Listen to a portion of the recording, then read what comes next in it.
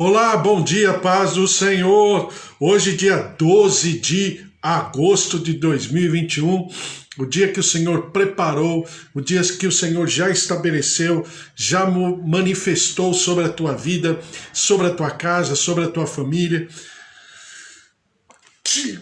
Desculpe, o Senhor já concretizou sobre a tua vida e é uma grande bênção em nome de Jesus. Por isso que o Senhor te dê uma quinta-feira maravilhosa, uma quinta-feira especial, uma quinta-feira cheia dos propósitos do Senhor em nome de Jesus. Por isso que o Senhor te abençoe poderosamente, ricamente, em tudo que você fizer em nome de Jesus. Glória a Deus, estamos mais um dia falando das coisas do Senhor, dos propósitos do Senhor, daquilo que o Senhor tem sobre a nossa vida, a nossa casa, a nossa família, e com isso estamos estudando a palavra do Senhor. Todos os dias, um pequeno trecho, uma pequena porção, pensando, meditando sobre as coisas lá do alto, como diz a palavra do Senhor, que nós devemos pensar e falar e meditar nas coisas lá do alto, porque é do alto que vem toda boa dádiva e todo dom perfeito. Então, é essa condição que nós estamos repartindo em comunhão todos os dias, né? Como se fosse o pão, né? Repartindo o pão da palavra, nem só de pão viverá o homem, mas de toda a palavra que procede da boca de Deus. Então é essa condição espiritual que nós estamos a todo dia pensando, meditando, falando a respeito das coisas do Senhor. E nisso estamos falando sobre escatologia. Estamos falando em escatologia nesse tema desde o mês de junho. Já estamos aí, junho, julho, agosto, já estamos há 2 meses falando a respeito de escatologia de uma maneira mais temática, mais linear, com todos os acontecimentos, meditando, conferindo na palavra do Senhor cada momento, cada situação e inspirados, baseados naquilo que o Senhor Jesus diz no sermão profético, né, o último sermão dos 5 sermões do livro de Mateus. Esse é o último, é o 5º sermão, que vai de Mateus capítulo 21 a Mateus capítulo 25. A palavra do Senhor fala a respeito disso, e eu quero, só para a gente lembrar, não vou ler tudo, apenas pequenos trechos, que diz assim, por exemplo, Mateus capítulo 21, né? Por que eu falo que começa em Mateus 21? Por causa da entrada de Jesus em Jerusalém. Ao entrar em Jerusalém, o que acontece? Os discípulos lhe perguntam quais seriam, né, os sinais do final da era, do final de um ciclo, do final de tudo aquilo que o Senhor já havia prometido e estabelecido desde o tempo, né, do Antigo Testamento, principalmente do livro profético de Daniel, sobre as 70 semanas. Então Jesus está entrando aqui para fechar a semana de número 69. Entre a semana de número 69 e a semana de número 70, existe um hiato, um espaço. Os teólogos chamam de parêntese. Então existe como é que eles falam? Tem até uma palavra, parêntese, parentético. É um ambiente parentético, ou seja, entre parênteses, né? E eu creio que é essa, eu creio que a palavra seja essa, parentético. Então é esse ambiente que nós vivemos hoje. Por que esse ambiente parentético?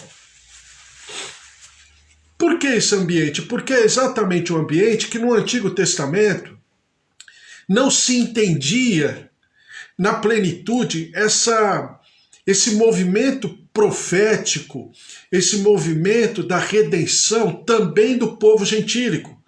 Porque até então se compreendia que a palavra salvação havia sido estabelecida e proposto pelo Senhor para o seu grupo. Qual é o seu grupo? O povo de Israel. Inicialmente A princípio foi para esse povo? Sim, foi. Mas no decorrer de todas as coisas, o que aconteceu? Esse povo não quis. Esse povo se revoltou, se rebelou, não entendeu Jesus como Messias, como prometido, não enxergaram Jesus com a sua messianidade, enquanto esse grupo, que é o grupo do povo gentil, né, dos outros povos. Então, quando fala outros povos, às vezes na Bíblia fala povo grego. Não é porque é grego de ter nascido na Grécia, mas é povo grego porque é o povo que não é do Senhor. Então é o povo grego. Ou então a gente chama de povo gentílico. Eu chamo de povo gentílico.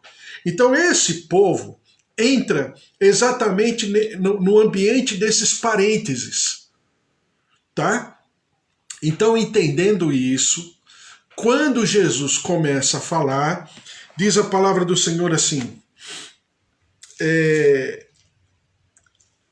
capítulo 21, a entrada triunfal de Jesus, depois a purificação do templo, Jesus efetua a cura no templo para mostrar qual era o verdadeiro propósito de Deus no templo, a figueira sem fruto, a autoridade de Jesus em relação ao batismo de João, a parábola dos 2 filhos, depois a parábola dos lavradores maus, aí já começa a entrar, propriamente dito, no contexto escatológico, né? A parábola dos lavradores maus que querem matar o herdeiro daquela fazenda, daquela terra, matam, né? E aí os próprios religiosos da época entendem que o Senhor Jesus está falando com eles. Então esse parêntese é pontuado pelo Senhor Jesus nesse momento na parábola dos lavradores maus.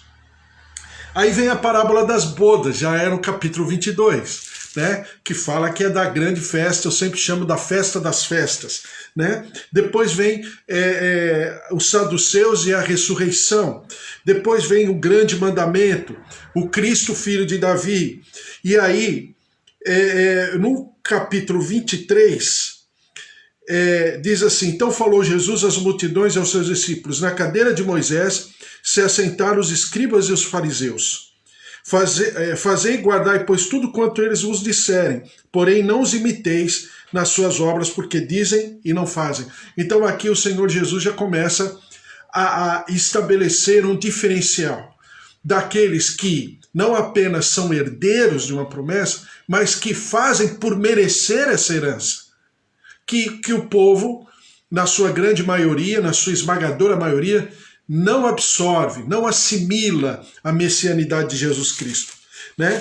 E depois, no capítulo 23, começa o Senhor já a falar sobre o lamento de Jerusalém, as várias advertências de Jesus, exatamente falando sobre o povo judeu que estava atrelado, estava fundamentado apenas na teoria, mas não na prática, não no coração. Jesus traz uma nova maneira de enxergar a lei, não apenas na prática, mas no sentimento. E aí vem o capítulo 24, que aí vem a pergunta dos discípulos, que diz assim, ele, porém, se retirando quando se aproximaram deles, os seus discípulos, para lhe mostrar as construções do templo. Ele, porém, lhe disse, não vedes tudo isto? Em verdade vos digo que não ficará aqui pedra sobre pedra que não seja derribada. E aí os discípulos perguntam, versículo 3, no Monte das Oliveiras achava-se Jesus assentado quando se aproximaram dele os discípulos em particular e lhe pediram, dize-nos quando sucederão estas coisas. E que sinal haverá da tua vinda e da consumação do século? Ou seja, o fechamento de uma era, o fechamento de um ciclo, o fechamento de um ambiente, de uma época que o Senhor havia pontuado. Que momento? Lá em Daniel, das 70 semanas. Então Jesus está continuando. E a partir de uma pergunta, Jesus fala de todo o processo e toda a cronologia escatológica. Tá? Só para a gente entender o capítulo 25, porque quando a gente vai para o capítulo 25, diante de tantas ministrações e pregações, nada contra, já falei aqui para você. Mas às vezes a gente é levado somente naquele texto, naquele pedaço, e nem sempre nós observamos o todo, uma visão macro de toda a linha de raciocínio, que isso é importante, até para que nós não nos confundamos, porque a gente fica misturando o julgamento, né? O trono branco, o julgamento de recompensa e galardão, que é diferente do julgamento do trono branco, e que é diferente desse grande julgamento que está falando aqui em Mateus capítulo 25. É exatamente por causa disso que eu estou te falando. Então diz aqui: dize-nos quando sucederão estas coisas e que sinal haverá da tua vinda e da consumação do século. E ele lhes respondeu: vede que ninguém vos engane, porque virão muitos. Aí ele começa a falar, em primeiro lugar, do princípio das dores, que creio eu é o momento que estejamos vivendo. Isso não significa que eu esteja passando um calendário, dia tal, mês tal, ano tal, não. Mas creio eu que estejamos passando essa que eu chamo de tribulação. Não é a grande tribulação, mas é a tribulação. Não tem como, pelo menos aqui na minha geração, diante daquilo que eu estou vivendo, não tem como não enxergar isso tudo como uma tribulação, né? Então, o princípio das dores, filhos contra pais, irmãos contra irmãos, reinos se confrontando, conflitando, países, e a palavra do Senhor fala assim: então sereis atribulados e vos matarão, sereis odiados de todas as nações por causa do meu nome. Nesse tempo muitos hão de se escandalizar, trair, odiar uns aos outros, que é exatamente o que está acontecendo. Aconteceu durante toda a história da humanidade? Sim. Aconteceu durante toda a história da humanidade. Mas eu preciso entender que agora é feito de maneira mais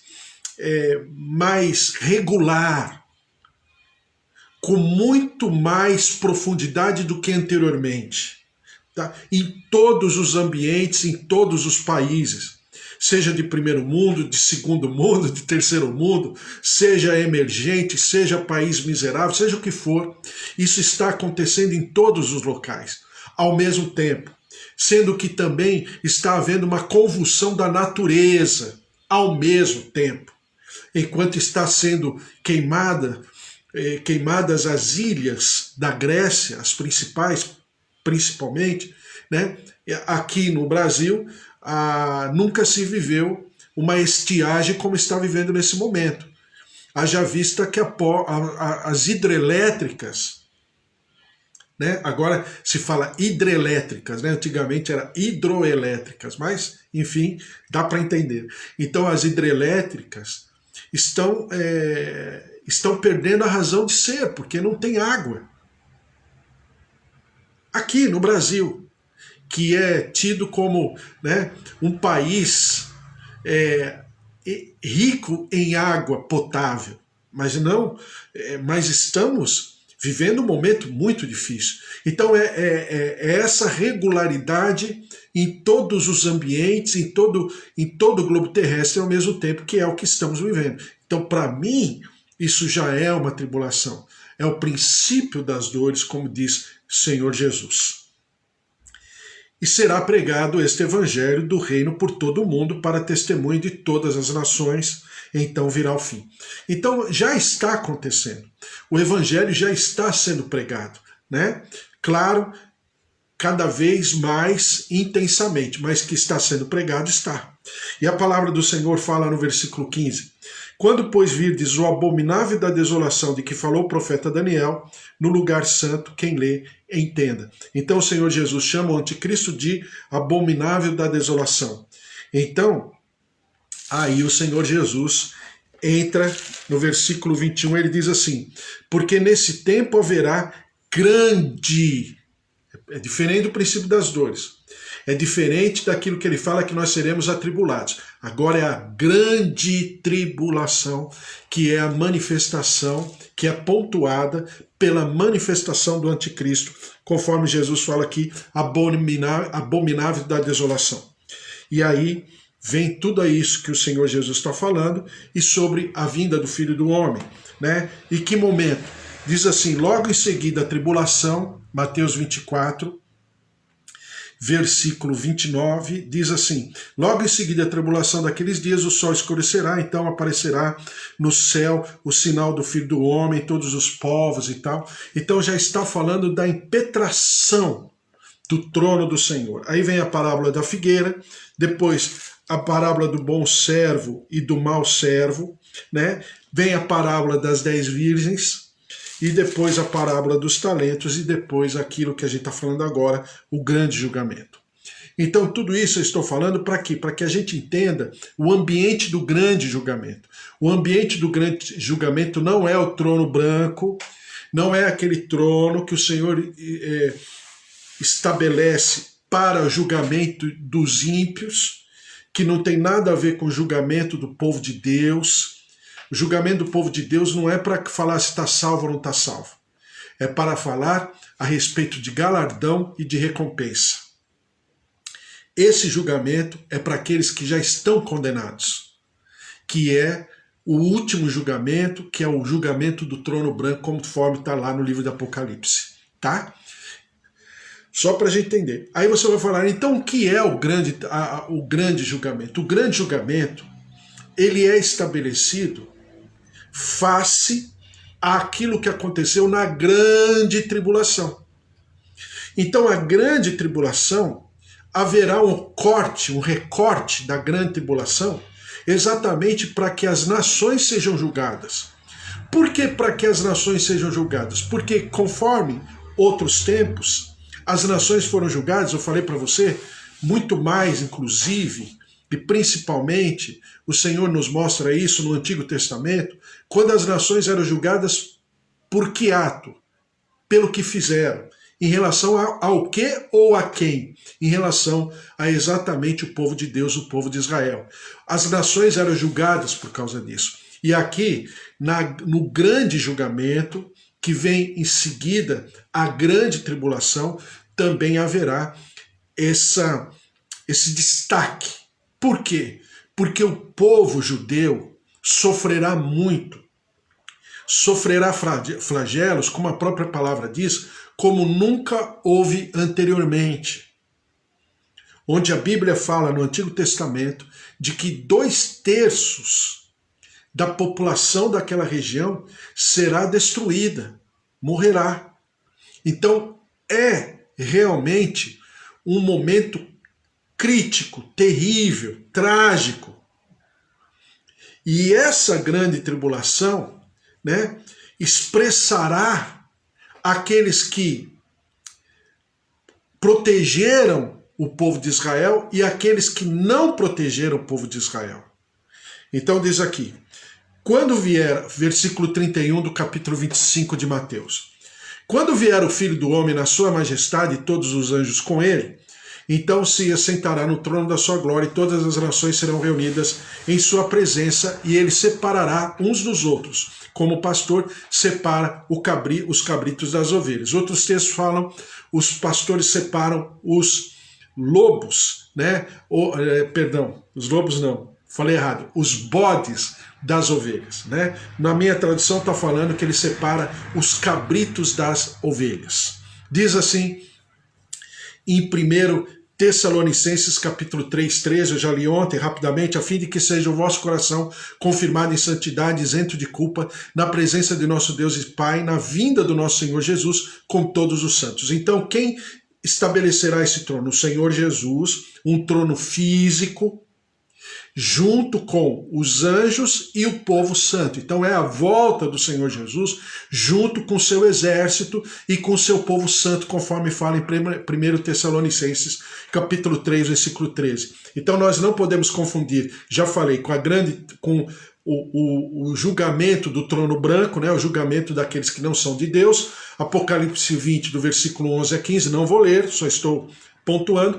Também não confundamos com o julgamento do povo de Deus. Romanos 14:10, 1 Coríntios 3, de 11 a 15, 2 Coríntios 5, de 6 a 10, que fala onde o povo de Deus será julgado não para ser salvo ou ser condenado. Aí é galardão, é recompensa, conforme esses textos que eu falei para você, e eu já li ontem, não vou ler de novo.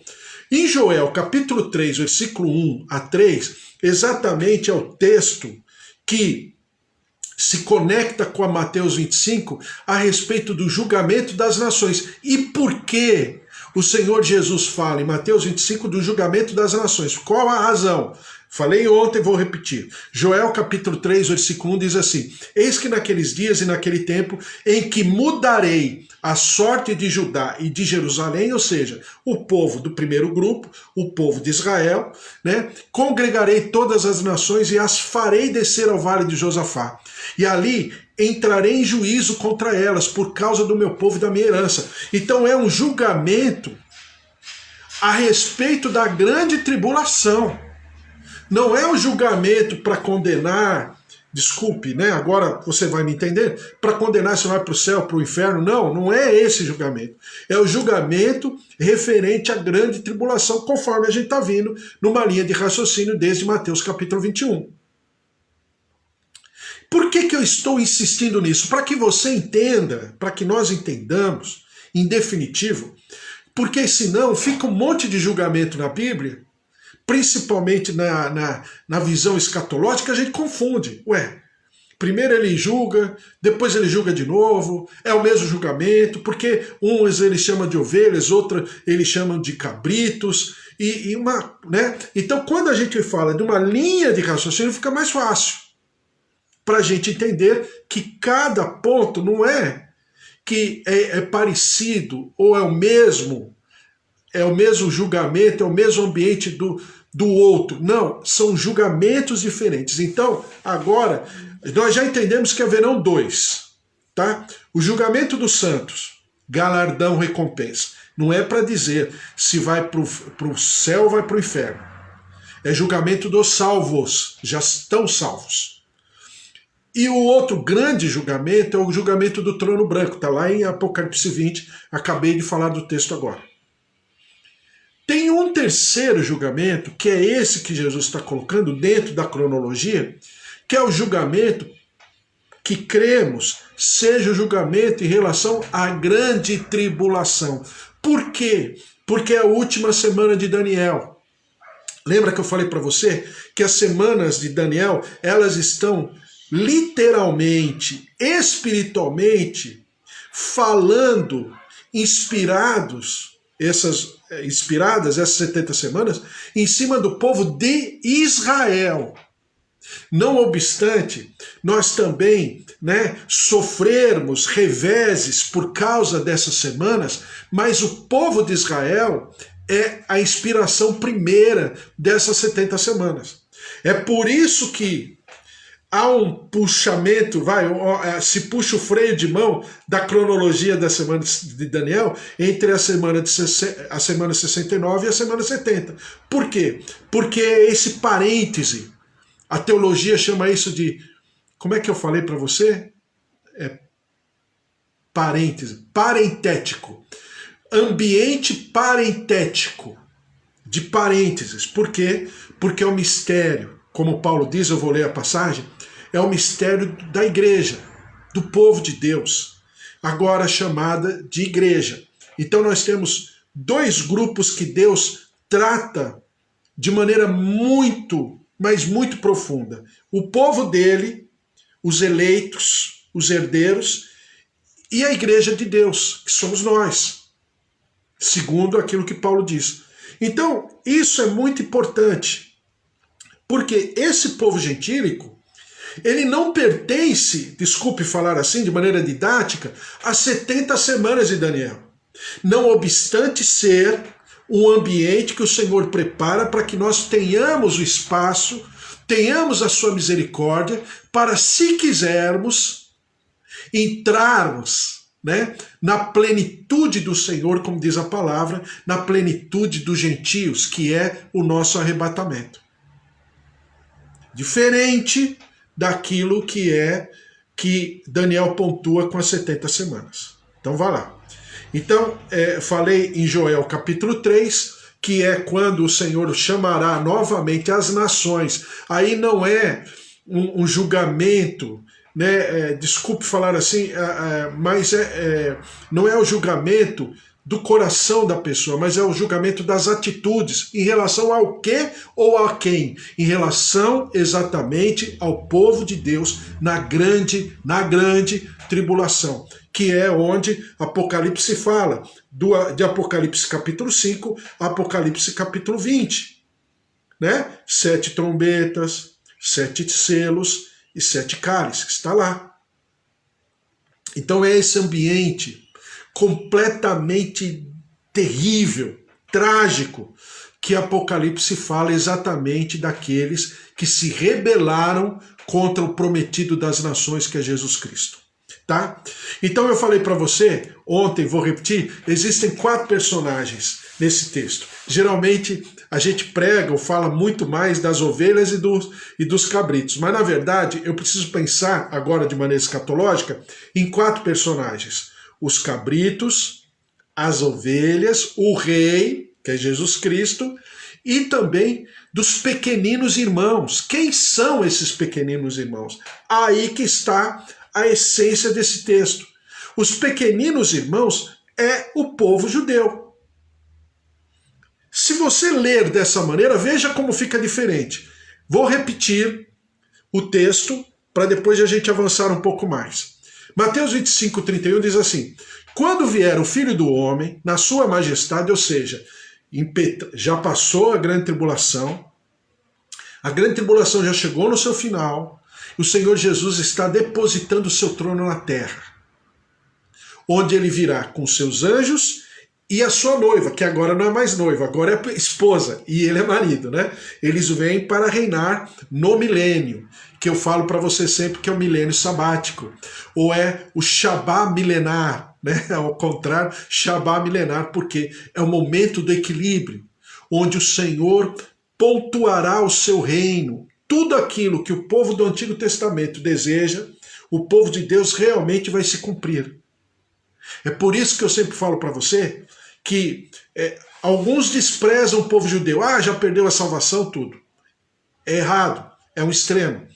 Outros endeusam o povo judeu, né? Que também é errado, é um extremo. Ah, porque é o povo judeu? Não, calma. O povo judeu negou a Jesus. E por causa disso está sofrendo. E por causa disso sempre sofreu. E ainda, desculpe, sofrerá na grande tribulação muito, mas muito, porque não aceitarão a marca da besta. Vamos continuar. Então, diz assim: Filho do homem da sua majestade, todos os anjos com ele, então se assentará no trono da sua glória.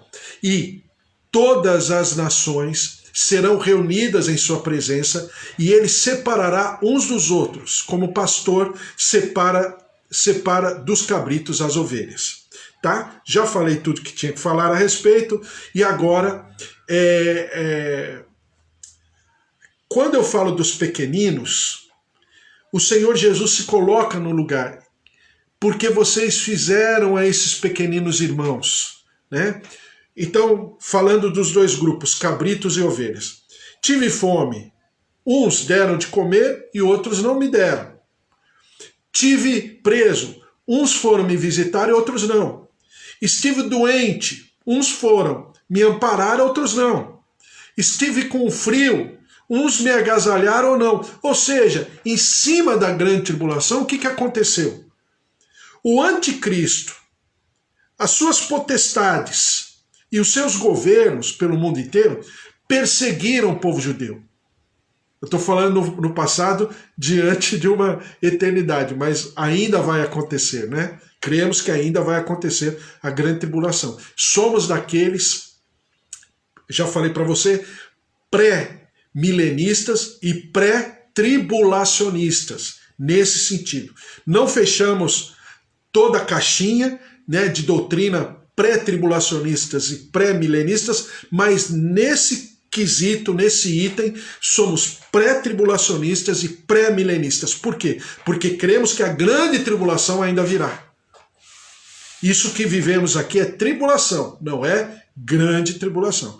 Então, porque na grande tribulação o anticristo será manifesto e ao mesmo tempo ele vai perseguir realmente o povo de Deus, que é esse primeiro grupo, o povo dos herdeiros. Olha só o que diz a palavra em Atos capítulo 9, versículo 3. Só para você lembrar do texto, para você ver como Jesus se coloca no lugar, ainda que não seja com ele, pessoalmente falando, mas é com aqueles que o defendem. Veja o que diz Atos capítulo 9, né, da experiência de Saulo, né, o apóstolo Paulo, nesse momento ainda Saulo, porque era da tribo de Benjamim. Saulo vem de Saul, tipo, como é que fala? Tribo de Benjamim, né? Saulo é descendente de Saul, tá? Então vamos lá. Atos capítulo 9, versículo 3. Seguindo ele, estrada fora, ao aproximar-se de Damasco, subitamente uma luz do céu brilhou ao seu redor. E caindo por terra, olha lá o Senhor Jesus falando. Ouviu uma voz que lhe dizia, Saulo, Saulo, por que me persegues? O Senhor Jesus se coloca no lugar dos cristãos que estavam sendo perseguidos por Paulo. E ele perguntou, quem és tu, Senhor? E a resposta foi, eu sou Jesus, a quem tu persegues. Então eu estou falando apenas colocando isso, comparando com Mateus 25, que é exatamente a mesma coisa.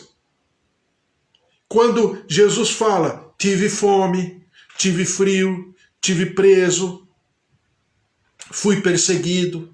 Jesus pessoalmente foi? Não, mas aqueles que defendiam o nome do Senhor Jesus. Nesse caso, na grande tribulação, quem é? Esse primeiro grupo, que se converte a Jesus Cristo. E é por isso que Jesus chama meus pequeninos.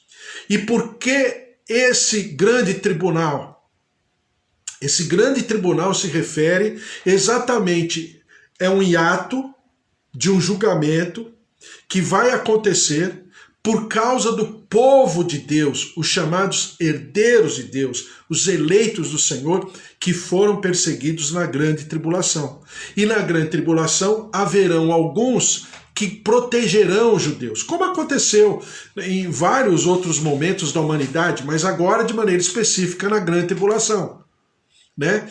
Como aconteceu na Segunda Guerra Mundial, como aconteceu na Inquisição, por muitos anos, o povo judeu foi perseguido, como aconteceu nas Cruzadas, quando o povo chamado povo cristão, principalmente na Europa, ia de quando em quando lá em Jerusalém para tomar Jerusalém, porque achavam que o cristianismo deveria ser enfiado goela abaixo por todas as nações, ao invés de ser nem por força, nem por violência, mas pelo Espírito, era por força e era por violência, e os judeus foram dizimados naquela época, em vários momentos da palavra de Deus, em vários momentos da humanidade, da história da humanidade. Mas aqui é o julgamento da grande tribulação e do porquê esse povo judeu foi tratado pelo Senhor Jesus como meus pequeninos irmãos, porque finalmente se converteram. Finalmente entenderam Jesus como Rei dos Reis e Senhor dos Senhores, mas padeceram, amargaram e muito, porque reconheceram no último momento, exatamente na grande tribulação, porque não aceitaram a marca da besta, nem na fronte, nem na mão, como diz lá em Apocalipse. Tá bom? Então vamos continuar.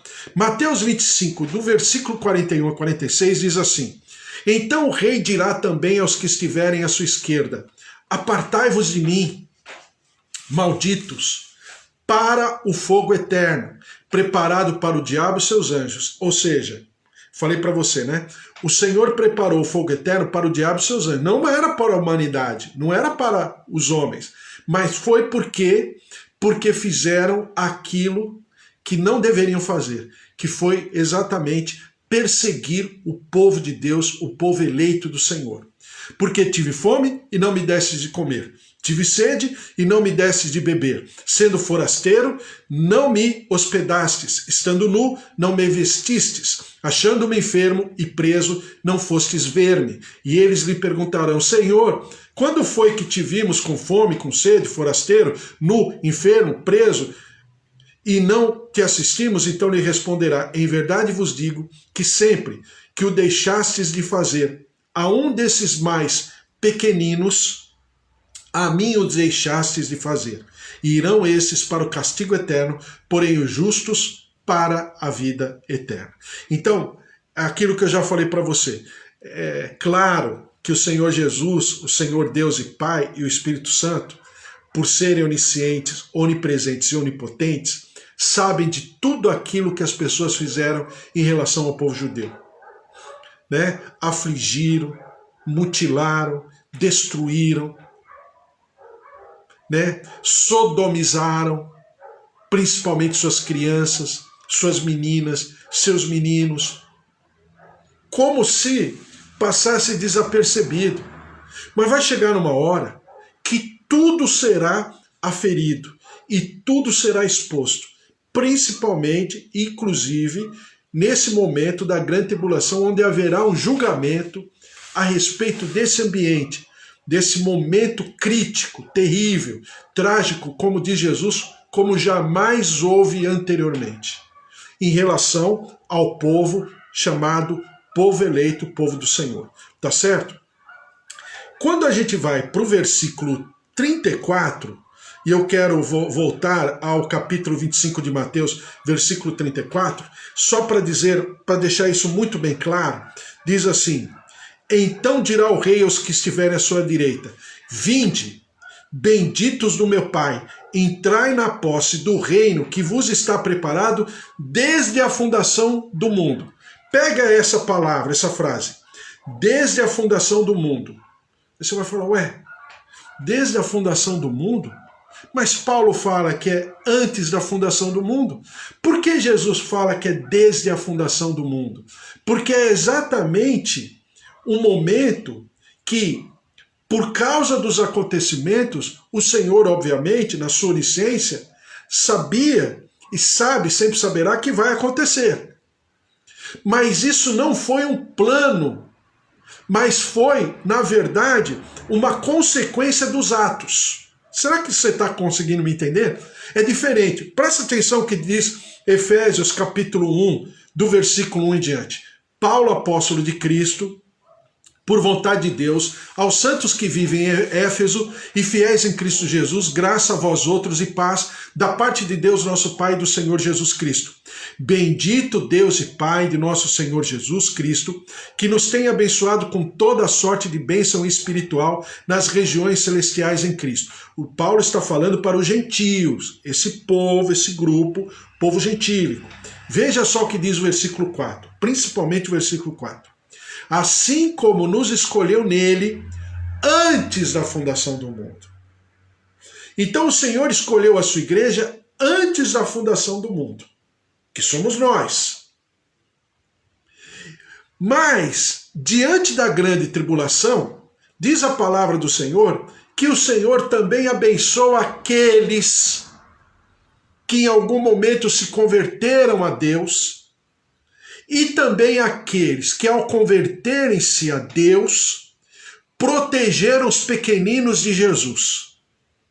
Quem são? São esses remanescentes da grande tribulação. Por isso que ele fala, entrai na posse do reino que vos está preparado desde a fundação, e não antes da fundação, como é o projeto inicial do Senhor, em Efésios capítulo 1, versículo 4. Diz assim: assim como nos escolheu nele antes da fundação do mundo, para sermos santos, irrepreensíveis perante ele, e em amor nos predestinou para ele, para a adoção de filhos. Está falando da igreja, nós, esse povo gentílico que se converteu ao Senhor. Por meio de Jesus Cristo, segundo o beneplácito da sua vontade, para louvor da glória da sua graça, que ele nos concedeu gratuitamente no amado, no qual temos a redenção pelo seu sangue, a remissão. Eu vou pular um pouquinho, vou para o versículo 11. Nele digo, no qual fomos também feitos herança, predestinados segundo o propósito daquele que faz todas as coisas, conforme o conselho da sua vontade, a fim de sermos para o louvor da sua glória, nós, os que de antemão esperamos em Cristo. Agora eu vou pular para o versículo 14. O qual é o penhor da nossa herança até o resgate da sua propriedade em louvor da sua glória. Por isso também eu, tendo ouvido a fé e tal, aí eu vou pular mais um pouco e vou para o versículo 25. Versículo 21. Acima de todo principado e potestade, e poder e domínio de todo nome que se possa referir, não só no presente século, mas também no vindouro.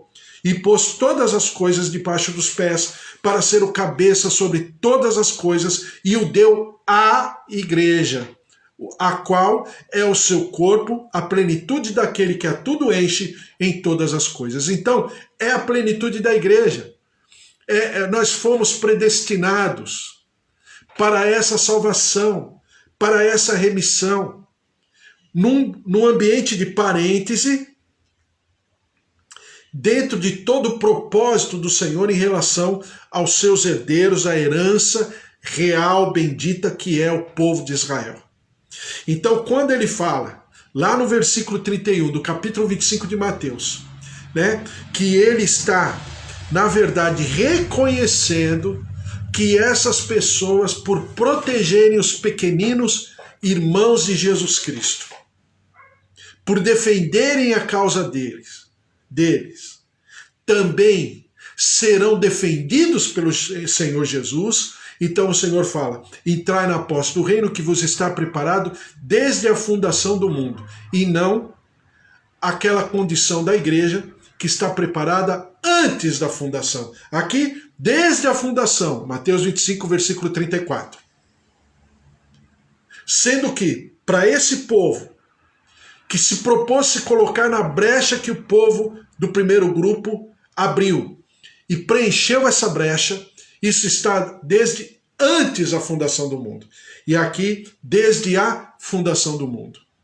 É um processo posterior, porque se refere principalmente à grande tribulação. Daí falar do grande tribunal ou grande julgamento, que não é o trono branco e também não é o julgamento dos santos.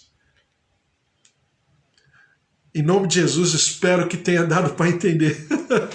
Qualquer coisa você me chama, me pergunta mais e a gente vai conversando até cair a ficha, porque, olha, isso é muito importante, porque por causa da pandemia, por causa de muitos estarem pregando a respeito, né, de escatologia, de tribulação, as pessoas confundem. Eu percebo grandes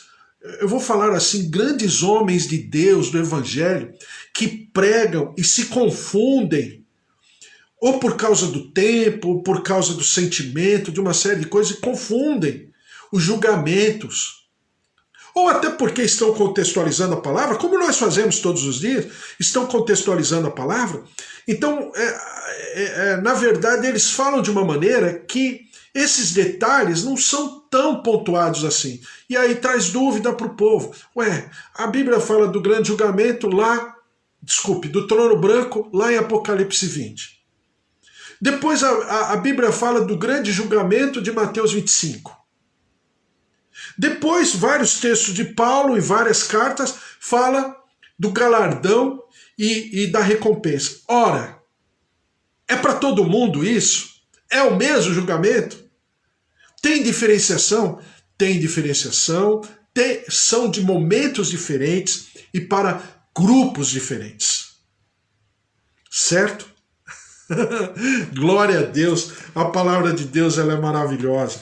Espero que a gente vá entendendo, vá pontuando e vá nos fortalecendo, né? Essa palavra de Deus vá preenchendo, alimentando a inteligência da nossa fé, e isso é maravilhoso, em nome de Jesus. Vamos orar, vamos colocar tudo isso diante do Senhor. É impressionante a palavra, como ela é detalhada e ela é delicadamente, carinhosamente expressada pelo Senhor Jesus, para que nós possamos entender todas as coisas em nome de Jesus. Vamos orar? Colocar tudo diante do Senhor. Minha tia Rosália, minha tia Alzira, sempre orando pelo meu primo Alexandre, por todos os nossos familiares, tios, tias, filhos, netos, genros, noras, também a pastora Mara, orando sempre pelo seu Ulisses também, a Milena, Douglas, Nora, netos, Deus abençoe a todos aí. Também a Amanda, Deus abençoe, Amanda, um beijo para você, teu trabalho, as tuas atividades aí, o teu dia a dia, o Senhor te abençoe, o Senhor derrame um dia maravilhoso sobre todos vocês, as tarefas, o trabalho, os sonhos, projetos, Bispo Antônio, Suzy, Priscila, todos, a bênção, a plenitude, Fábio, Márcia, Luiz Henrique, Deus abençoe a todos, também meus pais e seu Toninho, Dona Nadir, seu João, Dona Dária, todos a bênção, a presença, o poder, o mover do Senhor em nome de Jesus. Vamos orar? Colocar tudo isso diante do Senhor. Eva também, o Carlos, Deus abençoe as filhas, genros, netinho, o Senhor abençoe a todos, João, Roseli, Ângela, familiares, a glória, a presença, o poder, o mover do Senhor, Wesley e também Elô, filhos, familiares, Deus abençoe Sueli Felintro, familiares todos, Rosa Araújo, a presença, o mover do Senhor se derramando poderosamente, o Jadson, Ana Paula, família, a bênção, a presença, a plenitude do Senhor. Vamos orar, colocar tudo isso diante do Senhor em nome de Jesus. Senhor, nosso Deus, nosso Pai, mais uma vez nós te clamamos pela tua presença, pelo teu poder e pelo selo da tua palavra no nosso coração, para transpor a teoria, teologia e nos marcar em amor, para que sejamos fortalecidos, alimentados, acrescentados na nossa fé. E nós daremos sempre ao Senhor todo louvor, toda honra e toda glória. E que o Senhor é Deus, e que o Senhor não deixará nada de lado, mas o Senhor cumprirá cabalmente com cada palavra e cada promessa. Com todos os protagonistas da tua palavra, todos aqueles que pertencem ao teu reino, ó Deus, serão pontuados, destacados, protegidos, preservados. Por isso derrama-te sobre a nossa casa, a nossa família, nossos queridos, ó Deus, o marido, a esposa, os pais, os avós, os tios, sobrinhos, netos, filhos, genros, noras, a plenitude, o mover, o poder de Deus, a cura, a saúde, visitando-nos, ó Deus, no nosso corpo, no nosso organismo, na nossa mente, no nosso coração, nossos órgãos, ouvidos, olhos, membros, nervos, tendões, artérias, coração, tireoide, células, sangue, recebam a vida, recebam o mover da vida, como o Vitor tem orado pela sua professora e a sua família que estão com Covid. Senhor, em nome de Jesus, abençoa, guarda, protege, em nome de Jesus, o Felipe também que está passando pela Covid. Tua graça, tua glória, tua presença, o teu poder, a tua saúde se derramando em nome de Jesus. E nós daremos sempre ao Senhor toda a honra e toda a glória. Senhor, vem sobre o nosso país, o nosso Brasil.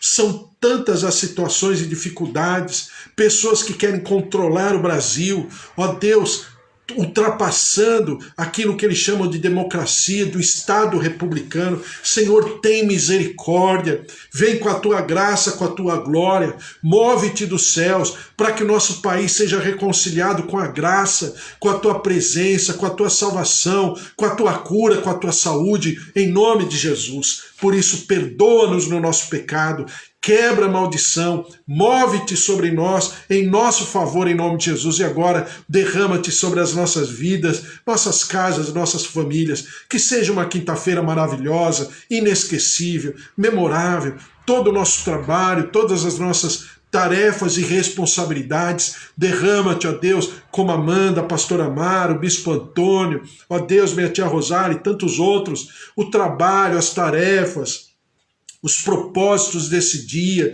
todos aqueles que estão ao nosso redor, recebam da tua marca, do teu mover, do teu sucesso, da tua prosperidade, das tuas vitórias, das tuas realizações, e nós viveremos sempre todo louvor, toda honra e toda glória. Por isso, ó Deus, que o Senhor esteja sempre à nossa frente, abrindo caminhos, pavimentando estradas, para que nós possamos traçar o teu propósito, a tua vitória, a tua plenitude, e nós daremos sempre ao Senhor todo louvor, toda honra e toda glória, em nome de Jesus. Amém.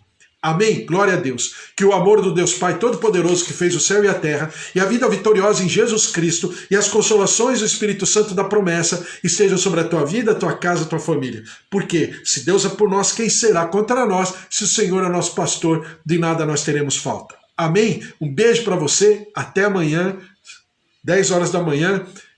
Divulgue, compartilhe, dê o teu joinha, dê o teu positivo, dê o teu coração, se inscreva lá no YouTube, cumpra com o teu ministério, com a tua responsabilidade e divulgue a palavra de Deus. Um beijo para você, até amanhã, fique na paz do Senhor, glória a Deus. Sexta-feira, hein? 10 horas, tchau, tchau.